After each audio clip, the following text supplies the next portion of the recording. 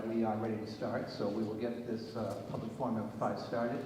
For those of you who don't know me, my name is Joseph Gleason. I am the chairman of the Neshoba Regional High School Building Committee, and I'd like to welcome everyone here tonight to public forum number 5. I'm just going to make some very brief introductory remarks, and then we're going to get right into our topic for this evening, which is a presentation by Mr. Jason Tate of the Massachusetts Office of Campaign and Political Finance. After which we will have a very, very brief overview of the status of the project by our representatives from Skanska and KBA, Kessler Booth Associates. It's going to be more or less last 30, 60 days status report on where we stand at this time. I will take a little bit of the thunder from Ms. Williams and Mr. Malani regarding where the project stands presently. Just to announce that on the 21st of December, the Massachusetts School Building Authority had voted, or did vote unanimously, to approve our preferred schematic report, and we are now into Module 4, which is the schematic design module. My introductory remarks were mostly to just recognize some of the people who are here this evening, who have spent the better part of the last 2.5 years engaged in this particular project. And as we came to this particular forum, we deemed this probably our most important forum to date. And in that regard, I want to just take a moment to introduce some of the people on our building committee, as well as our school committee, who are here this evening, who have really given up their time and effort over the past 2.5 years. So I made a promise to one of our members earlier in the week, late last week. And so I'm going to start with her. One of the members who is here tonight on our building committee is the athletic director here for the Neshoba Regional School District, Ms. Tanya Rich from Lancaster. Ms. Rich has a prior engagement this evening at a hockey game, so I just wanted to make sure that she was recognized first and foremost, and she could go on her way to a hockey game. In addition to that, we have Mr. Joe McCarthy from our music department. He too has a prior engagement, and we're going to get him off to that engagement as soon as possible. With regards to the members of our committee, I'd like to start possibly with our administrative staff who serve on our committee. I'll first start with our superintendent, Mr. Kirk Downing. Thank you very much. Our assistant superintendent, Ms. Laura Friend. Our director of facilities, Mr. Robert Friedrich. Who else do we have here tonight? We have also from the administration. Well, I'm sorry, I took the list here, so hold on. No, I'm starting with the administration first. Of course, probably our most important member, Mr. Mulcairn, our Chief Procurement Officer. As I said, I was taking the attendance as people were coming in.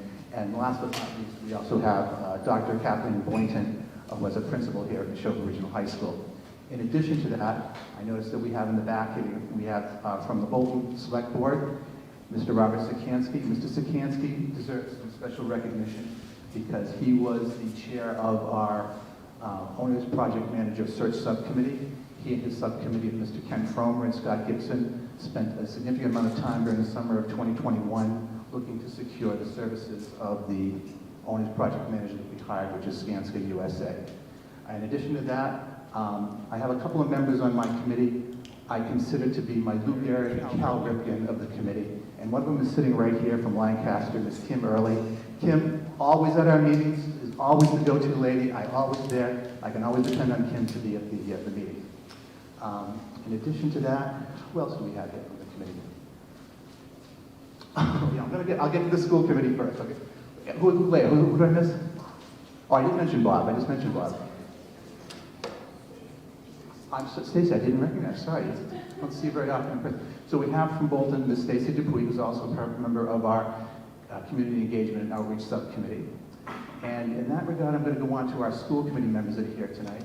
I'm going to start first and foremost with our esteemed chairwoman from the town of Stowe, Ms. Leah Viverito, who serves as the co-chair of the building committee, along with my also esteemed colleague, Ms. Amy Cohen from the town of Bolton, who serves also as the chairman of our Community Engagement and Outreach Subcommittee. That's the subcommittee that's responsible for the website, for all the social media, and Ms. Cohen has been doing a fabulous job. In addition to that, I see from the town of Lancaster my fellow Lancasterian representatives on the district committee, Ms. Sharon Park, Mr. Brett Collins, Mr. Shandor Simon.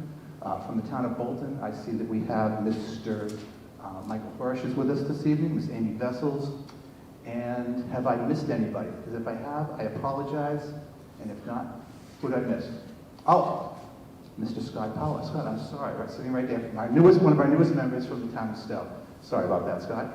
All right, without further ado, I'm going to turn the matter over to Mr. Jason Tate from the Office of Campaign and Political Finance for the Commonwealth of Massachusetts. All right. Thank you for having me.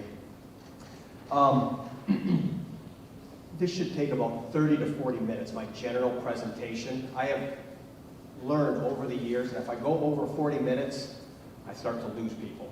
So I try to keep it to 40 minutes, but I can stay forever. I can stay for as long as you want to answer your questions. I do see a mic set up over here, so I'm guessing I might get a few questions at some point. But we're going to get through this. I'm going to, first of all, just talk a little bit about my agency, OCPF, because some of you may be wondering why our agency is involved in this. So I'm going to talk a little bit about our agency. I'm going to go into what I call the ground rules involving public employees and public buildings. And then the third ground rule is public resources, which is the main portion of this presentation dealing with ballot questions. So I'm going to go through my slideshow just for my own talking points. And I'm hoping that at the end of this, you have a very solid of what the rules are, so you know what to do moving forward. Especially, I know that some people are in the outreach committee.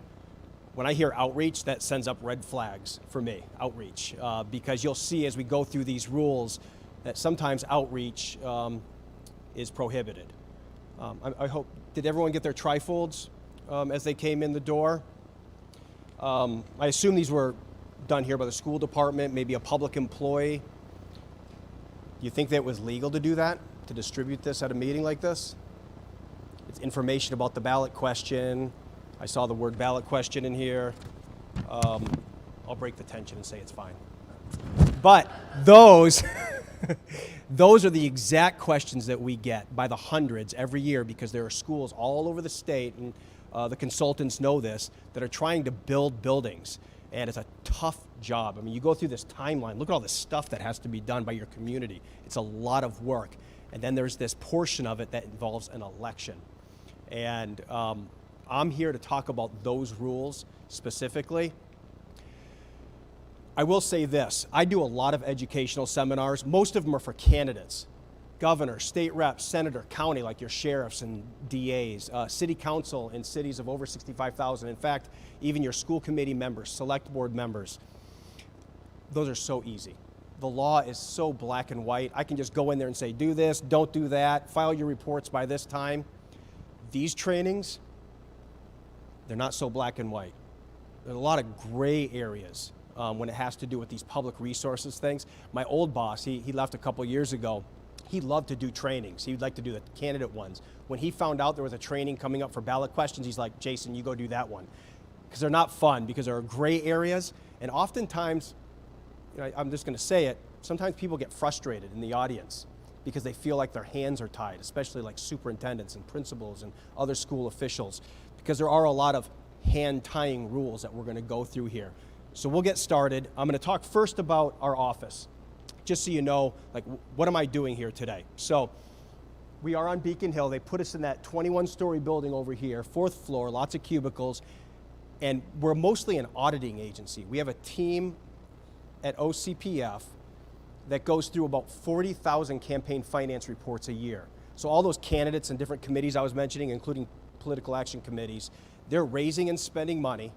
The law requires them to put that information into a report. If you're in the school committee or select board, you've done the same thing on paper. But you put it into a report, and then they e-file it with our office. And the law requires us to put our eyes on all of those reports. So we're all about disclosure. Day in, day out, that's what we talk about. People are raising money, they're spending money to get elected or to pass a ballot question. It's our job to take that information and put it on a platform for the public to see.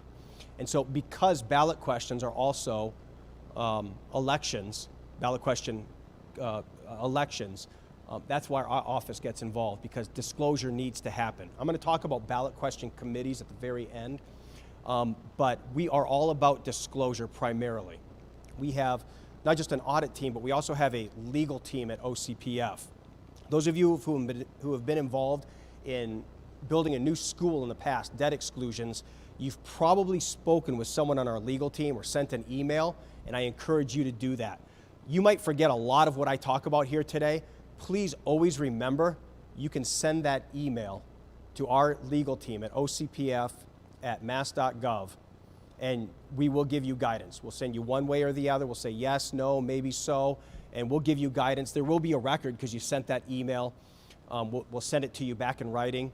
If you want to stay out of the sort of public records requirements, you can give the phone call and get informal advice from our legal department. But that's key. Just know that you're not doing this alone. As you're moving forward, if something comes up where you're like, I'm not exactly sure what the rule is on that, call us. And we'll give you the guidance that you need to move forward. We're going to get into the ground rules about public employees. This is a school teacher up here. When we talk about public employees, now there are the state law, depending on the agency you're dealing with, there are different definitions for public employee. For us, it's someone who's appointed and compensated.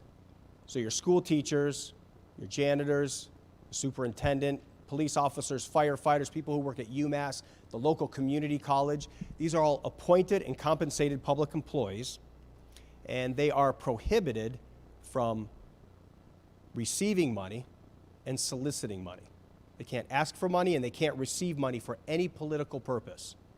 Mostly we're dealing with candidates on this. I mean, you can imagine that, a school teacher who is supporting a candidate for state rep, goes to that state rep fundraiser, stands in front of a sign that says, vote for state rep Julie, and gets a photograph, puts it on Instagram, and then she types in the caption, please vote for Julie, and if you want to donate, go to this website. We would say that's prohibited. She's a public employee. She can't solicit or receive campaign contributions. On this level, where we're talking about ballot question elections, the same rules apply. You may have teachers in this building who don't like this building. They really want a new school because they're sick of whatever the problems are in this facility. They can get involved, and we'll talk about that. They can get involved with the ballot question, but they still can't raise money for the ballot question committee. And my understanding is that your question is going to be sometime in the fall, maybe late this year. They can get involved. They just still have to stay away from the money. They can't sell tickets to a fundraiser to raise money for the ballot question committee. And they can't go online on Facebook and encourage people to donate money to the ballot question committee. This rule's in effect 24/7 nationwide. They can never do so, whether on the clock or off the clock. I'll also mention that part-time public employees may not do this. So your substitute teachers, maybe someone who just comes in once a week to help kids read. If they're on the payroll, they're public employees and they're compensated, they can't solicit or receive for any campaign purpose. I can go on forever about this, but I just wanted to give you the general rule. Buildings, we're looking at a public building right there, that's a public library. Money cannot exchange hands for political purposes in buildings used for governmental purposes, such as this building here, town hall, libraries, senior centers. If a ballot question committee ever does want to raise money, they would have to do so at someone's private residence. They wouldn't be able to do it here in this auditorium and have a big fundraiser to raise money for the ballot question committee. Again, I'll get back to the ballot question committee here in a bit, at the very end. All right, this is the meat of it. I got through the beginning part. This is what we're really here for today, and that's public resources.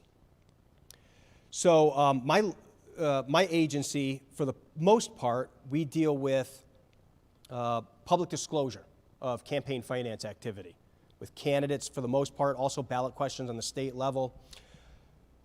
But back in 1978, the city of Boston, they had a ballot question on the ballot for that year, and the city decided they wanted to spend $1 million to advocate for that question. They wanted people to vote for it. It had to do with property taxes, something like that. Well, some voters in town, some residents, some taxpayers, they said, that's not fair. You can't use our tax money, $1 million, to advocate for something that we're against. They went to court in the Supreme Judicial Court, and in a decision we call Anderson, the Anderson decision, they said the taxpayers are correct. Public resources may not be used for political purposes. So from that court decision, and then a half a sentence in our law, section 22A of chapter 55, and then a section of law, chapter 53, section 18B, those three combined create the foundation for the rules that I'm going to talk about moving forward, where public resources may not be used for political campaign purposes. Most of our public resources issues involve distribution. These were distributed today, but I said there was an exception, and so it's no problem because we're here in a public building. But most of the time, the issues that we see, the cases that we see, is because public resources were used to distribute information to the public unsolicited. There are public funds that are used. Public funds can also be, employee time, those sorts of things, and it involves an election. So if it's distributed, it involves an election, and public funds are used in any way, then there could be an issue with the campaign finance law. Some common applications. Mass mailings. I mean, that's a real simple one. The superintendent knows that the vote's coming up. He's getting a little bit nervous, hoping that it passes, and so he asks someone to create a letter that explains in detail why he believes that voters should vote yes on the upcoming debt exclusion. And they use the school post machine and the list of all the parents and voters, and they just send that out to the community. That would be the use of time, postage, paper for a political purpose, and prohibited. Distribution via student backpacks. Same scenario, maybe the principals of the elementary schools are like, we really do need that new high school.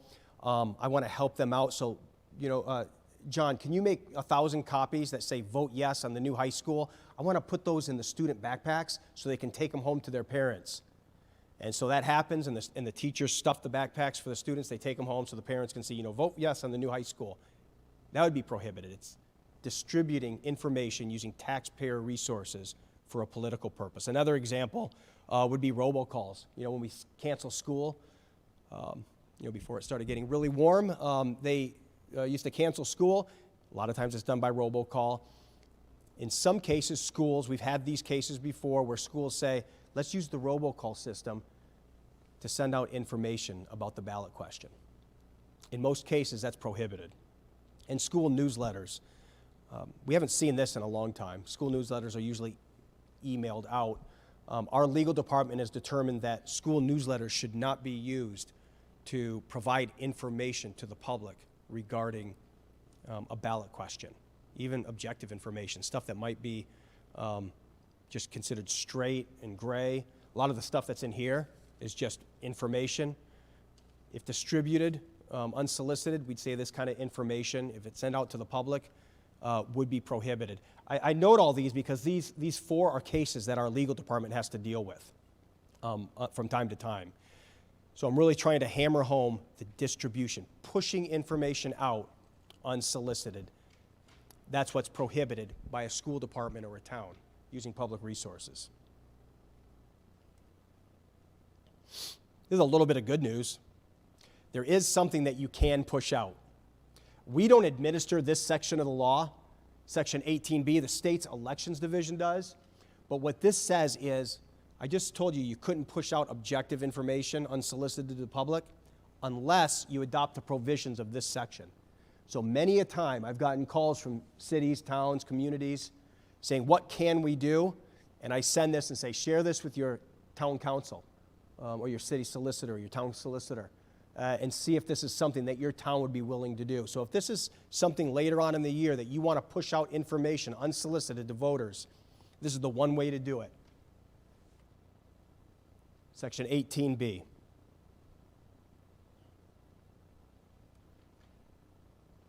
There are other permissible distributions.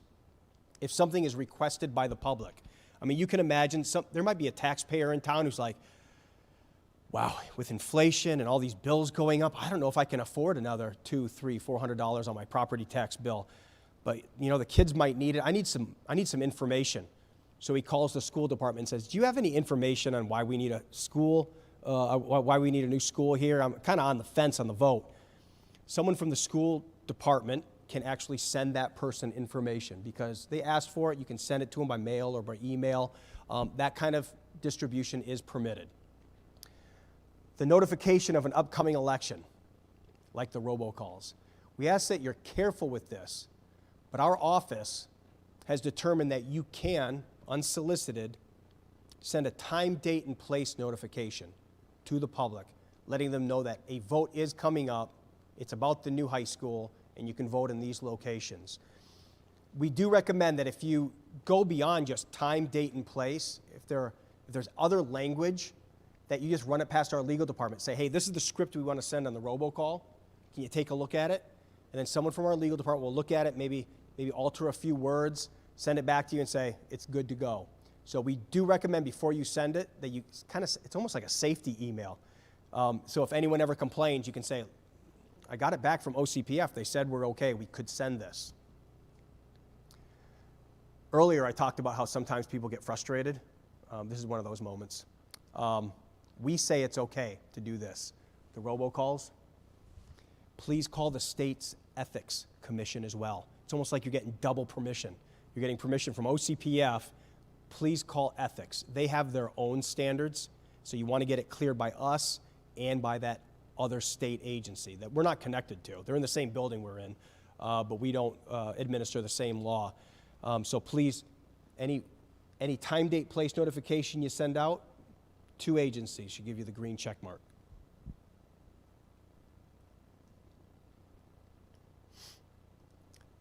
Again, a little bit more good news, like if you're for the project. Permissible actions of appointed officials. What exactly can your appointed officials do? These are the folks who are hired by the school district or by the towns, and they're compensated. Superintendents, principals, assistant superintendents, town managers, these individuals, what can they do? They can take a position on a ballot question. I have gotten the call and the complaint before. I heard our superintendent, he was at a school board meeting, and he was talking about how everyone should vote yes because we need it, because the roof's leaking and all this. He can't take a position on that. In fact, he or she can. They can take positions on this, and if asked in public, they can say, yeah, I think you should vote yes, and these are the reasons why. They're not stifled in that way, in speech, in speaking out. So they can take a position on a ballot question. They can prepare materials in the course of their duties. So if you're going to have a massive project like this, obviously public resources are going to be needed to move the project forward. And not just like architectural plans, but also just studies, like what happens if it passes, what happens if it doesn't, anything you can think of that they can prepare, they can do so using public resources for this purpose, even though it's an eventual ballot question that the voters are going to have to decide on. They can hold public meetings and forums, like we're doing right here. Distribute materials at forums, like we did tonight. They can speak to the media.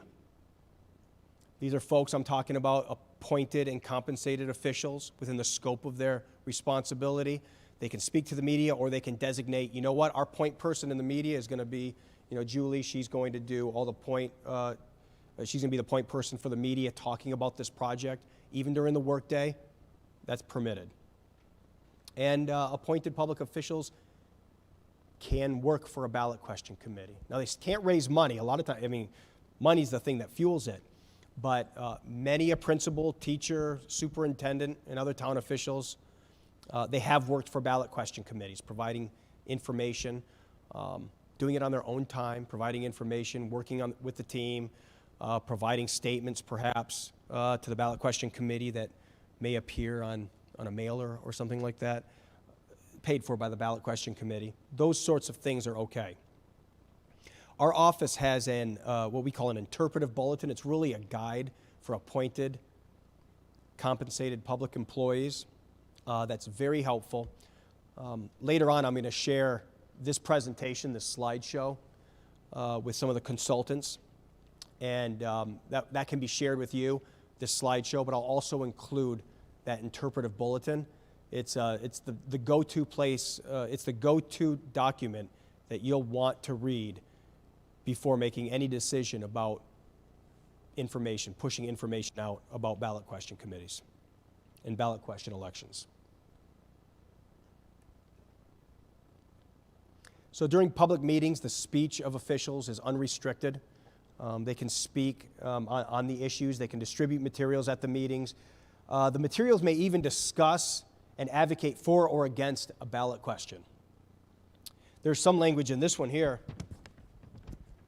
What are some of the reasons Bolton, Lancaster, and Stowe need a new high school? And they're sort of listing the reasons why. That's perfectly fine here in this public forum.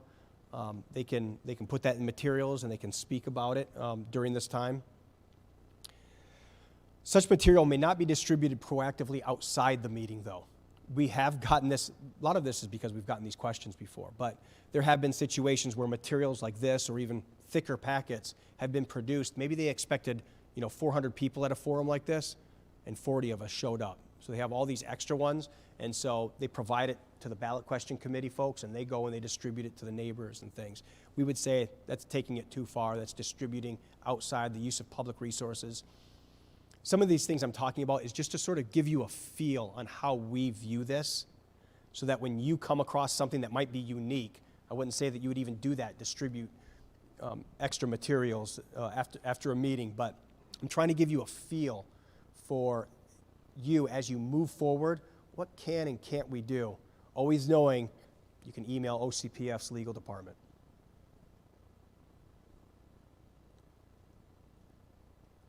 Equal access.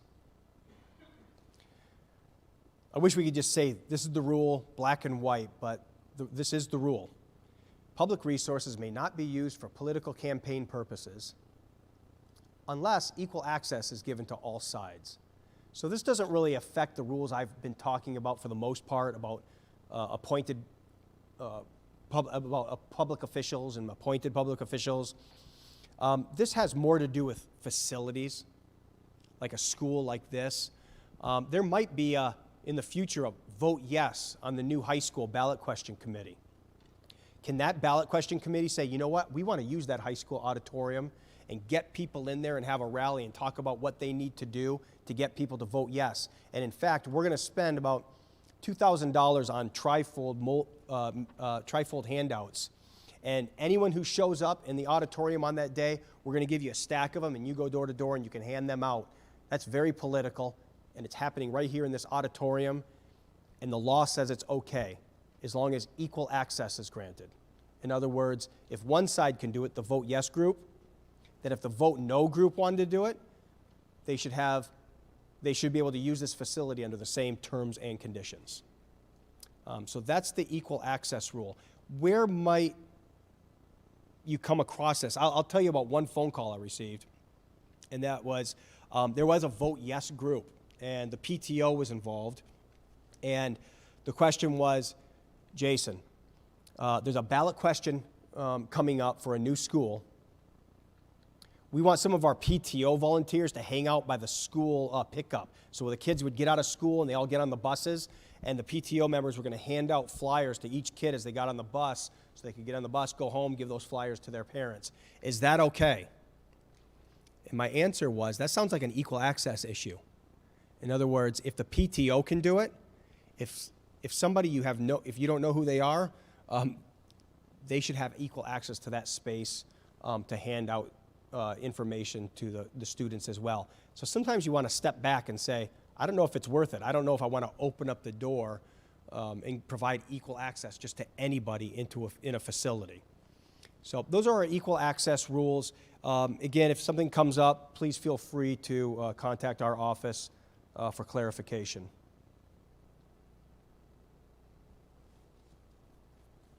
I said that this Anderson decision, the one I was talking about earlier from Boston, was 1978. That was before websites. But now we have websites. We have school websites and other websites. Our office has determined that ballot question committee activity, or ballot activity, for ballot questions may be posted on municipal websites. Now, that's a public resource. So how do we come to that conclusion? We feel like it's sort of the the modern, just kind of pin board where, you know, you can pin information on a billboard somewhere. This is sort of the modern equivalent to that. So if I'm a resident of this community and I need information, I don't know which way I'm going to vote. Nowadays, I'm going to go online and see if I can find information online. And so your school department, they can take information about the ballot question and they can post it to the municipal website. The key here is it just has to look like information. It cannot look like a campaign. It can't say like, vote yes on the new high school, and then have the information underneath. It can say something like, for information on the new high school renovation project or new high school project, click here. And then it can take you to the various studies and other materials that would give someone information in this community on the project and its scope.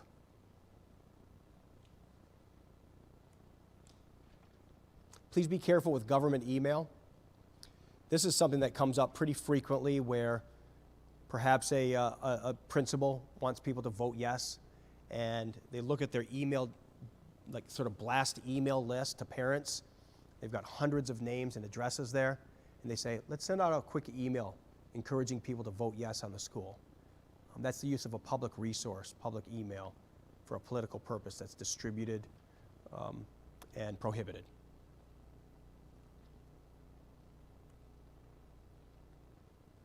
We've talked about the robocall system. This is an extra reminder that if you do send that out, please ask someone from OCPF, my agency, to look at your script and get it approved beforehand, and then also contact the Ethics Commission. All right, so that's the public resources portion of it, and I can answer your questions later after the presentation. We're almost done here. But I do want to talk about ballot question committees. Ballot question committees, it's a political committee. Same as when someone runs for state rep or select board in town or a school committee. A committee is formed telling the public that, yes, we are in business to raise and spend money to support or oppose a ballot question. To create a ballot question committee is very simple. You would think there would be more to it, but it's as simple as filing what we call the M101BQ form. It's a one-page form that says, this is our chair, this is our treasurer, we are a ballot question committee to support or oppose this question. And that is submitted to the town clerks in each of the towns where the vote's going to be decided. And then voila, just like that, they're a political committee. They can raise and spend money to support or oppose this ballot question. So a committee is when two or more individuals or entities pool their resources to support or oppose a ballot question. Many times we see on the yes side, maybe the PTO group getting together and creating a ballot question committee. Maybe the boosters for the sports department, these people get together. School committee members, many times like a school committee member, they'll say, you know what, I'll lead the ballot question committee. They become the chair or the treasurer, and they can do that sort of thing. On the vote no side, maybe you have some people who are concerned with taxes. They can set up a vote no ballot question committee. The point is that they're making this public declaration that, yes, we are out there, this is our goal, and they file that with the town clerk. I am going to, at this time, go to the website to show you the beginning stages on how to get one of these ballot question committees going. So this is our website, ocpf.us. Most of what you see on here is all about public disclosure, but where I want to point you to is right here where it says Getting Started. This is where anybody can go to get things started, to begin a committee. So I'm going to click there, and then I'm going to look for the type of committee I want to form, which is a ballot question committee on the local level. Here it is, Municipal Ballot Question Committee. Step 1 says download and complete the statement of organization. That's that big form that we were looking at earlier on the screen. It's easy to fill out. There are the officers, the chair and the treasurer. They do ask for the purpose. That would be to support or oppose the debt exclusion for a new high school. And then if you go down here, we just see signatures. This form is filed with the clerk, and then the ballot question committee is in existence. The other step is if money is actually going to be raised you will need a segregated bank account to put those funds into that bank account. Most banks nowadays require an EIN from the IRS to set up a bank account. Let me just look real quick here on the I. To set up your bank account, you will need the EIN, and that information is available here from the IRS. You can get that online. You can open up the checking account, and then you're really in business. You can begin to raise and spend money. Some of the rules on raising and spending money on that level, there are almost no rules. If you're familiar with candidate elections, and those in the room who are elected officials know this, the limit is $1,000 per calendar year. That's the most an individual can give to a candidate's campaign. Meanwhile, businesses are banned from giving to candidates. But for ballot question committees, you can accept unlimited amounts of money from individuals, from unions, from businesses, from corporations.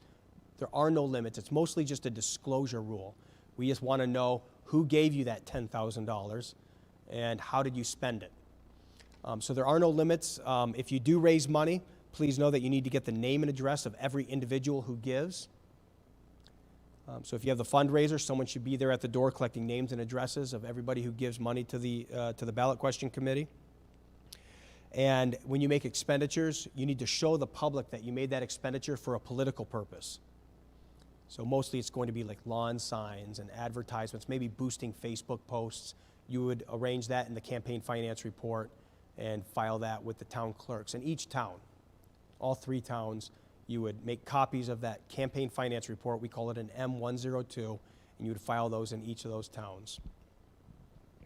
We're going to take a quick look at what a campaign finance report looks like.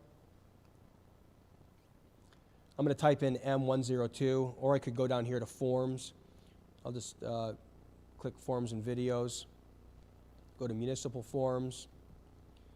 The M102 is right here. This is the campaign finance report. If a ballot question committee forms this year, the first report that will be due will be 8 days prior to the election, to the ballot question election, and then 30 days afterward. And so the dates would be entered here on the reporting period. Your town clerk can help you out with that. Here's the 8th day prior report. Here's the 30-day after report. And then you enter the information. It's like a checking account. How much did you start with? It would be 0. Total receipts, how much money you brought in during that period. Total expenditures, how much you spent, and then an ending balance. And then the public gets the details here. This is where you would list all the donors, whether it's an individual, a union, business, some other organization. And then you list your expenditures here, how you spent the money to convince people to vote yes or to vote no on the ballot question. And so that's filed with the clerks, and then if those reports exceed $1,000 in activity, they scan those reports and they pop them up on their municipal websites. And that's the process for ballot question committees. So, I've been going through this presentation, and sometimes you've probably heard me say, that's prohibited, that's against the law. How do we actually resolve these cases? Not that any of you are going to violate this, but I just sort of want to ease your fears if you're wondering, oh my goodness, am I going to go to jail for these sort of things? You won't be going to jail. We resolve our cases, for the most part, I'd say 99% of them, through what we call a public resolution letter process. This is a process where we say, oh, you made a mistake, you used public resources to boost Facebook ads, calling for people to vote yes on the ballot question. That's prohibited. That was $600. We'll come to some sort of settlement. We'll say, how are we going to resolve this? Maybe it's just an educational letter, but in the end, we resolve it by issuing what we call the public resolution letter. And this letter says, a mistake was made. These actions were taken to resolve it. Let's all move on with our lives. And that's how we resolve these things. I almost don't even need to get into other things like attorney general referral, disposition agreements. That's if you're getting into real serious territory, which individuals and groups on this level, it never reaches that. If we're going to send something to the attorney general for criminal charges and it actually goes before a judge, it's probably because hundreds of thousands of dollars were funneled through some organization to hide the true purpose to get somebody elected or to get a ballot question passed. That's the kind of stuff you're dealing with there. For the most part, it's a public resolution letter. I'll show you where that is on our website if you're interested. This is the front page of our website, ocpf.us. If I go here to legal and then agency actions, that's where you'll see this page. And then you can see the public resolution letters listed here. Most of them are for candidates. I'll go to 2016 and let me just type in school. I don't know what we're going to find here, but yeah, you'll see some stuff here where it says like Mystic Valley Regional Charter School. They probably had something to do with public resources. I don't want to embarrass them, but let's just see. I'm curious now. What happened here? Our office completed a review. Great. The complaint said that public resources in the form of an email server, computer, and Facebook page were used to distribute information related to question 2. I'm going to guess that this is just an educational letter. I'm going to go to the end. There's that, see that Anderson language? We talked about that earlier. The use of public resources, including staff time, email lists, and computers to email parents and friends regarding the ballot question to post ballot question materials to the Facebook page did not comply with the campaign finance law. However, because we note that the use of public resources in this manner was limited, blah, blah, blah, it may be closed at this time. So it's an educational letter acknowledging that, yeah, a mistake was made, you've been educated, let's move on. I'd say that's a pretty typical public resolution letter and how we resolve these. I point these out because they're also helpful for educational purposes. If you were to go there and you were to do what I did, Control F and type in school, you can get a pretty good sense on how OCPF views these things. 30 minutes, right? I think I did it. 30 minutes, we got through it all, but I can stay for longer. Is that the plan now, is that people can ask questions? All right, very good. I'm open to questions. Mr. Tate? Yes. I actually have a question. It's Sure. sort of a minor question. I actually have 2 questions, actually. So since nobody else bothered to raise their hand, I'll just start the questioning. So when we first started this forum, you had made mention of this trifold that was distributed this evening. This trifold, the actual intent and purpose of this was not so much for distribution tonight, but it's for distribution throughout our community with regards to the status of our project. This is our board brief, and we intended on preparing board briefs after each monthly meeting to keep the public apprised of what we're doing, to post these in public locales throughout our 3 sending communities. So I guess my question is in 2 parts. One, with regards to this particular trifold, do you see any problems with the distribution of this trifold through, at posting at senior centers, town halls, public libraries throughout our community? And the second part of my question, this is the first question, I have one after this as well.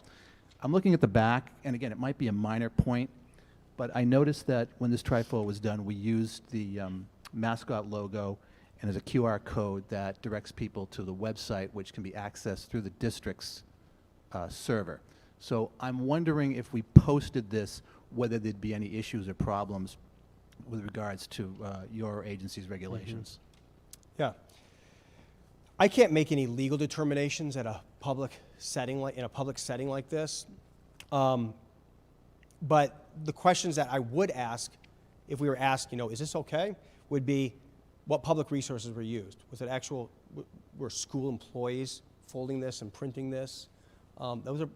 Did someone else pay for it and public resources weren't used? Those are the sorts of questions that we'd get at. But if we found out that public resources were used, time, copiers, paper, to create something like this, our cautious advice would be, why don't you talk to us and find out whether that's permitted?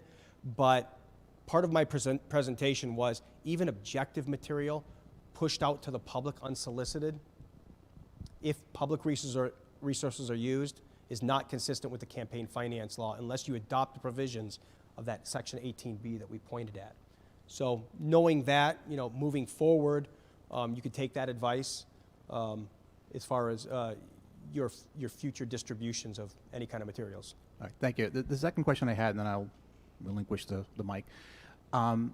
You sort of touched on it in a little bit response to my first question. And for those of us in the private sector, when we, access the resources and the guidance of our state agencies, oftentimes the information that we get is qualified. And I think you just did the same thing here. Many times when you contact the Ethics Commission will be keen to provide an opinion, but they'll always qualify it and say, listen, this is just the opinion. You cannot necessarily rely on this opinion. I'm assuming that would be the same type of response we might get from your office as well. I think our responses might be more straightforward. We would say yes or no. There won't be any maybe so. We may have some language where we say it's not a good idea to do something like that. But I think that if you call our legal department, you'll get a straight answer on whether or not something's permitted or not. Does anybody have any questions? I can do my best Phil Donahue right here. Superintendent Downing? Hi, Kirk Downing, Superintendent. I got a ton of questions running Right. through my head, as a matter of fact, as you might imagine. Just some activities that we're thinking about and we're planning, actually, and I just want to make sure they're acceptable activities. Okay. So the intent of the trifold is around this is the factual information, but then of the school building committee, which is a function of our school committee. It's a subcommittee to that school committee. In terms of distributing to the public information that happens in those meetings, we certainly have that through meeting minutes. But the concept behind this came from the idea of briefing our select boards in the 3 towns, and this document is the document that would give to them prior to our meeting as part of the meeting materials for then us to then come talk to. Is that acceptable? Yes, that's acceptable. Okay, so once it's there and it's part of the meeting materials of a public meeting, is it therefore able to be distributed as documents from that official meeting? So if I then go to the Council on Aging and talk to a group of residents about the project, may I provide that?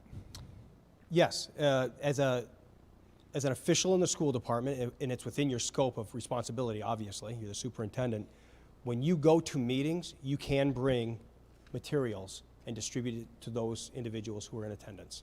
You may do so, whether it's a senior center, or you're invited to the Lions Club Yeah. in the evening time, or the Veterans Center. You can do those. You can bring materials and distribute that to the people in attendance, yes. Great, and as you can see, we have our social media links on the back of the flyers as well. Yeah. Translate the same 2 things into pushing this same flyer out via those social media channels. Mm-hmm. Acceptable. You can certainly post it to your website. Your social media channels, which are probably controlled by a public employee, correct? Like Yes. someone who works here for the school Yes. department. I recommend that can you email or call us tomorrow? Yes. I want to get a more solid grasp on how I should answer that, because it's a somewhat new, it's not social media. It's been around for a little while, but I want to refresh myself on that before Okay. answering it. But it's very similar to posting on the website, where it's not distributed so much as people who follow, we may get that in their feed. So if you could send an email to our office tomorrow, we can get you the black and white document that discusses that. Then I would like to introduce you to Ms. Bridget Hannigan, our communications coordinator. She'll be giving you a call tomorrow. Nice to meet you too. Anyone else?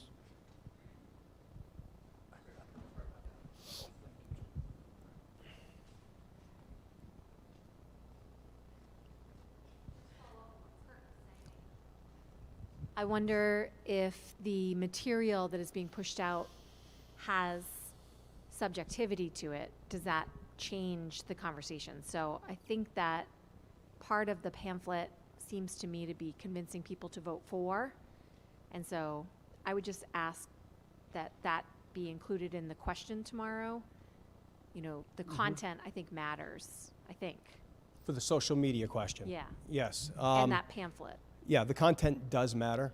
But as far as that pamphlet goes, the trifold that we're dealing with here, that's handed out, it can have material in there that suggests why a building needs to be replaced. So that would be fine. It just can't take on the appearance of a campaign brochure. Right, so we can share like an existing conditions study that Mhm. explains the deficiencies that triggered this search for a building. But Share it perhaps in a meeting. in a social media environment. The school department. That's the question that's going to be asked tomorrow. Okay. Yep. I have a question. As a school committee member, I am unpaid, but have government email. So how do those streams cross? Okay. As a school committee member, you're an elected official. Even if you were paid, like other elected officials, like state reps are paid, governors are paid, mayors are paid. The rules I spoke about earlier, where public employees may not solicit or receive for any political purpose, they don't apply to elected officials. So someone like a school committee person can be on this ballot question committee, can ask people for money, can go on social media, and you can tell people where they can donate or where they can go to a fundraiser. That's okay. As far as your email goes, that is a public resource, so you shouldn't use that public email address to blast out information to groups unsolicited. If a constituent writes you an email and says, hey, what do you think about this new high school? You can write that person back, send information, have opinions on it. But you wouldn't want to use that resource to blast out information to voters unsolicited, saying, please vote yes or please vote no. I don't know where you stand on it, but please vote yes or no on the ballot question committee, because it's a public resource. Does anybody else have any questions? I'll start. Scott, if you don't mind, I'm going to go to my former school committee colleague, Ms. Sam DiFilippo. Thanks. You mentioned several instances where it's perfectly acceptable to get distributed information. So, for example, this flyer. But for me, as just a random member of the public, are there any restrictions or rules on what I can do with this after I go home tonight? So, like, if I go home tonight and I make 100 copies of it and I decided to distribute it, like, is that okay? It is okay. The question is, how would you disclose that to the public? So materials can be taken by a private individual, a corporation, a ballot question committee, and it can be reproduced, distributed to the public.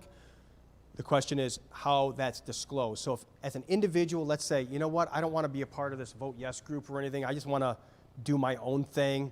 I have $1,000. I just want to spend it.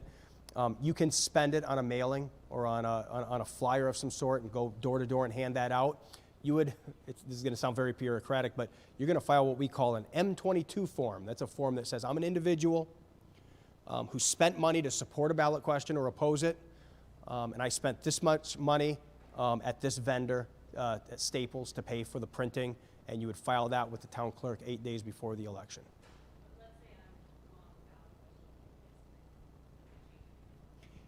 She asked if she's on the Vote Yes ballot question committee. Does that change anything?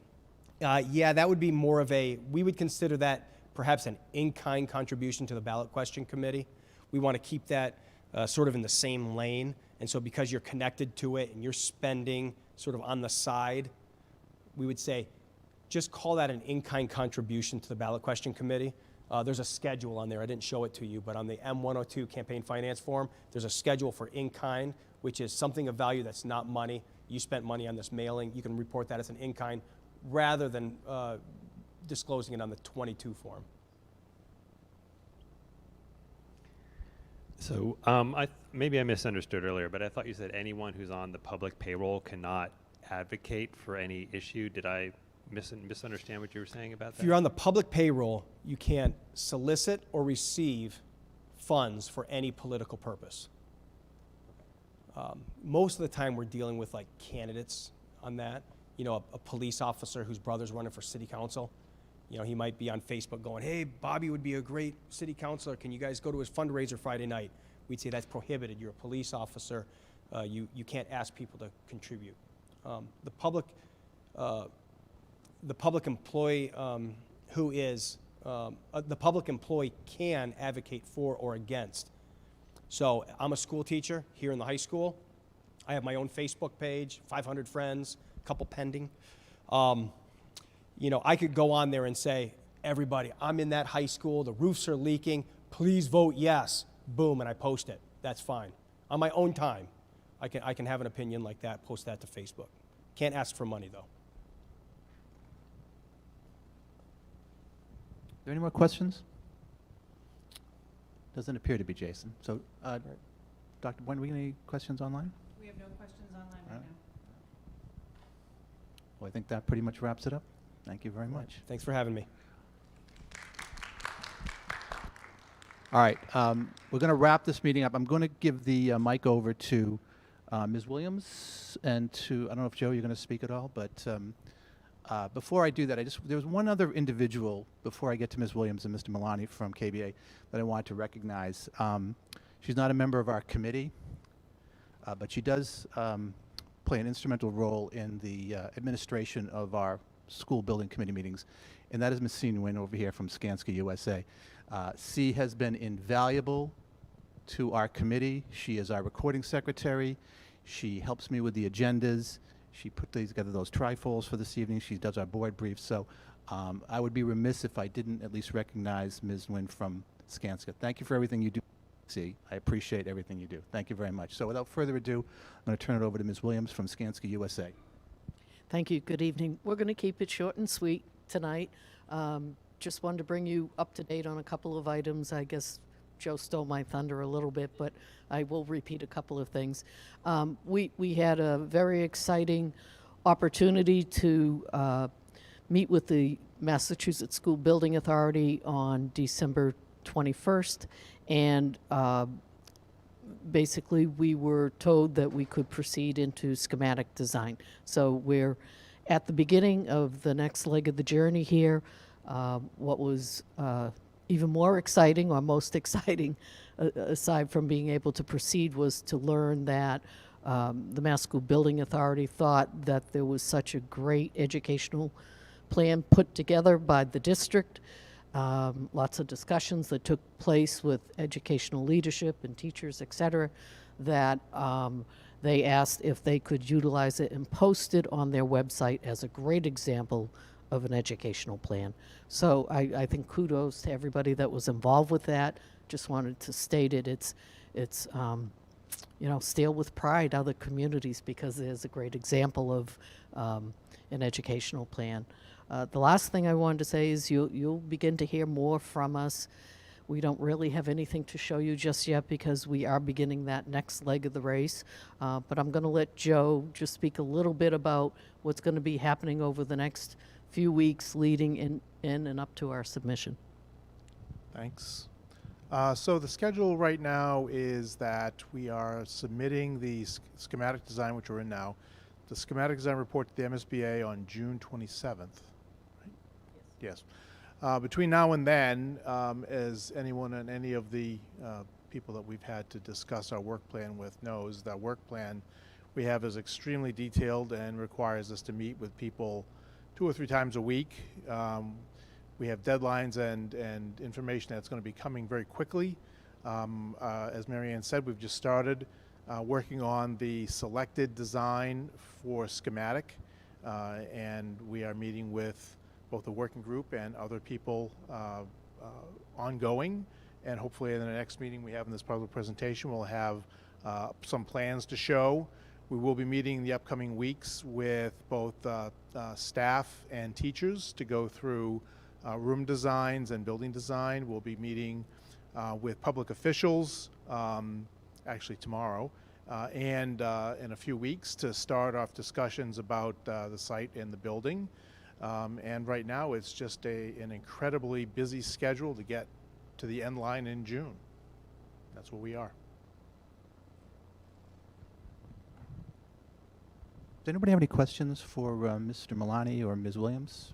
Speak now or forever hold your peace. Yes, go ahead. Let me give the microphone over to you.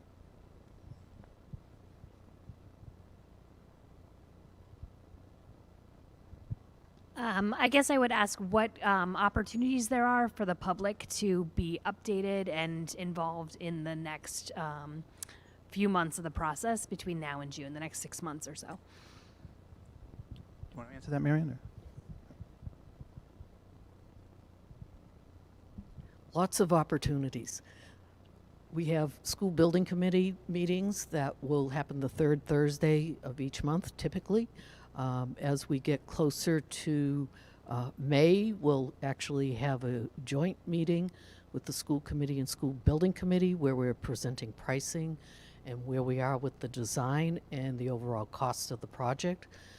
And we'll continue to have public forums. We have 2 that are scheduled already, one in March and one in May. So I think between those meetings, and again, please check the project website, there's constant information that's going to be updated.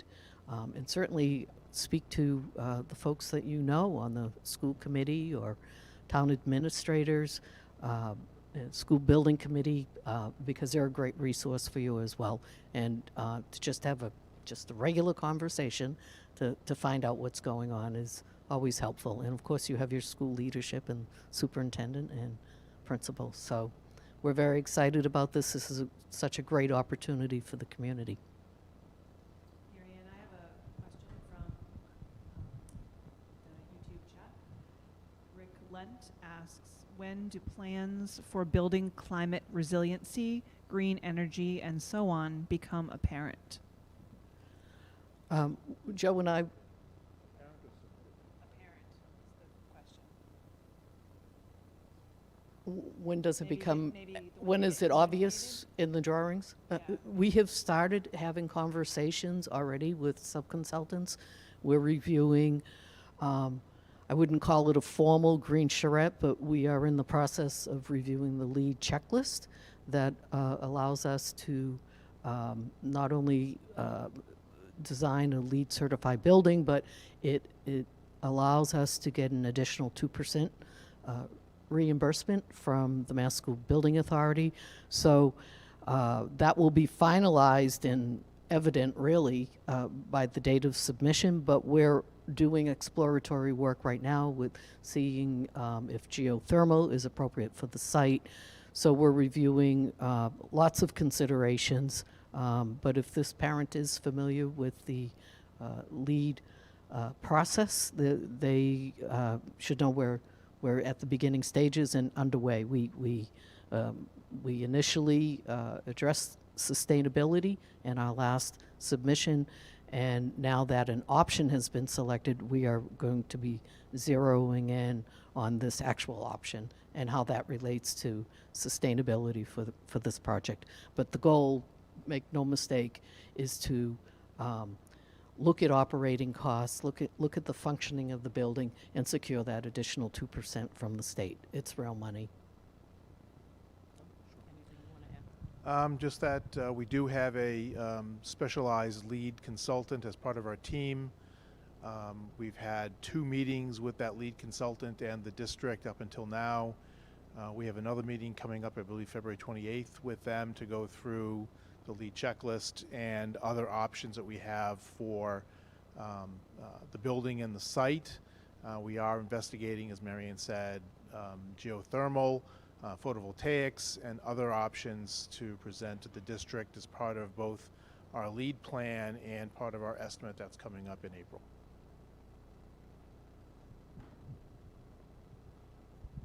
Any further questions? Seeing none. I just want to follow up from this gentle lady's question regarding how you get involved. You know, our building committee operates as a subcommittee of the district committee, and our meetings are always open to the public. I would encourage anybody who wants to attend. We do them remotely. We'll continue to do those remotely for the foreseeable future. If you do plan on attending any of our meetings, I would ask you to check the calendar. We've had to make some adjustments. We're looking to create a static date each month to have it, but we're looking to accommodate all of our local governing bodies. So there have been some adjustments made on the calendar. So our next meeting is scheduled for, it's not, our next meeting in February will be on February 9th, so not the 3rd week, but they will be looking, we're looking to go to the 3rd week eventually as we get further into the year. Also, I would encourage you to avail yourself of all of the hard work of my colleague, Ms. Cohen, and her CEO subcommittee, the web page, the social media. She does an excellent job. She is right on top of everything. I'm embarrassed how on top of everything she is, because even she brings things to my attention that I wasn't aware of. So Ms. Cohen really deserves a lot of credit for getting the word out in regards to this project. So unless there's anything else, we have more questions. I'm going to go to my chair first, if you wouldn't mind. Thank you.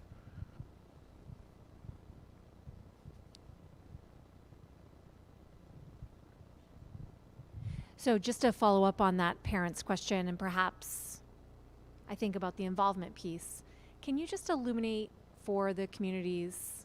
I know that the submission date is June 27th.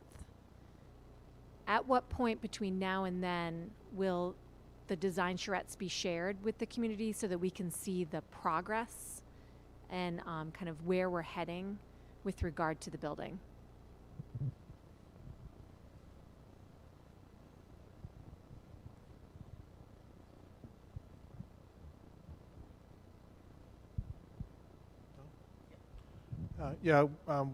Again, we have bi-weekly meetings with the department, the district, to go over the design of the building and the site. We will share those updates with the school building committee on our monthly meetings with the school building committee, and then also in upcoming public forums.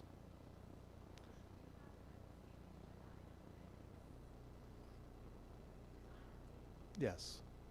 On my work plan, every working group meeting, every school building committee meeting, and everyone in public forums has as an item design update.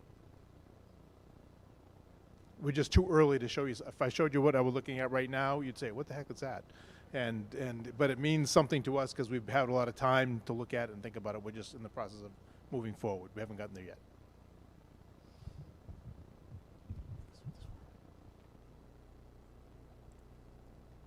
I was just going to ask if the school building committee meetings are recorded. Yes, they are.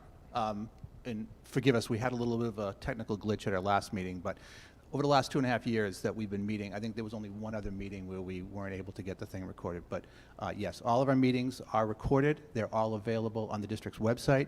You can go there, see our agendas, see our meeting materials, and you can watch all of our meetings, with the exception of our last meeting, and I apologize for that. So, all right, are there any further questions? I have one more from the chat. Our Alex asks, what's the minimum lead standard you are looking to achieve? Certified, yeah. That's The minimum is LEED certified. That's to get the 2% reimbursement. I'm sorry. That's to get the 2% reimbursement, additional reimbursement for the MSBA. That's the minimum you have to do. Typically, because of requirements from the MSBA for additional input beyond the LEED requirements, that is, MSBA requires that you exceed the state building code for energy efficiency by 20%. And just by going to that extra 20%, you naturally jump beyond, once you finish all the other requirements, past LEED certified. I can't say right now where we are. I can tell you that out of the 40 points that are needed to be able to get LEED certified, right now our checklist has 48 as yes and 53, I think, as maybe. We're working diligently with the district to solidify that, to find out what things we absolutely can go for to make the building more energy efficient and more sustainable. Obviously, there are some things that we can't do or aren't equitable to do, but we're doing our best to incorporate as much as we can. Does that answer the question? Okay. All right, is there anything else? Seeing none. I just wanted to make one point. Marion, I don't think you mentioned this in your report, but at the MSBA meeting back on the 21st of December, okay, do you want to talk about that? Sure. I have another question when you're ready as well. Okay. So one thing we also learned was that the Board of Directors voted to increase the MSBA participation from $360 to $393 per square foot. And they also increased their, what they call site cap, where whatever the value of the building is, they will participate in reimbursement of eligible costs for the site They increased that from 8% to 10%.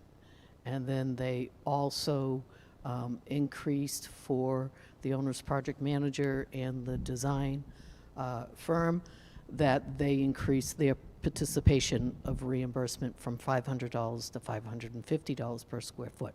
What does that all mean? It means more money. That's what it means. Can I tell you exactly how much? Not in this moment. As we finalize design and we make a determination about eligible costs, eligible square footage, et cetera, we'll be able to put a finer point on this, and we hope to present that to the community in May. The question that I had actually was directly related to that. David Alter asked if MSBA re-examining their funding limit caps and the various building components, which you just responded to, and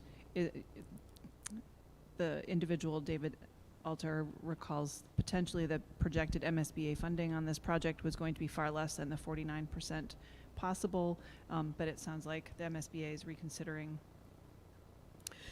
Yes, so part of the formula, and this person sounds like they were really somewhat informed about what the situation is. Even though the MSBA has 49.53% as the designated reimbursement percentage for the project, it is on eligible costs. And so that doesn't mean that you take a cost of making up a number, you say it's $100, and oh, we have 49% increase participation, we're going to receive $49 from the state. You're not. You might only receive $20 or $22. And that can't be determined until we finalize the design, we understand the total square footage, and we have what's called a project scope and budget conference with the MSBA, which occurs sometime in July after this next submission. And if you talk to the MSBA, they will tell you that you really won't know how much money you get until they do the final audit at the end of the project, after you've moved into the building and the project is closed out with the state. All right, do we have anything else? Anything else online? Nothing? All right. Well, I want to thank everybody for coming out this evening. I did want to end by just reminding everybody this is one of two very monumental events that are taking place tonight. First, of course, is our public forum number 5. The second monumental event, of course, I know where I'm going with this. It's taking place on the West Coast. So I'm just going to end this by saying I will apologize to anybody who spent their formative years in Athens, Georgia, but let's go Frogs. So thank you very much for coming out this evening, and we hope to see you at our next public forum.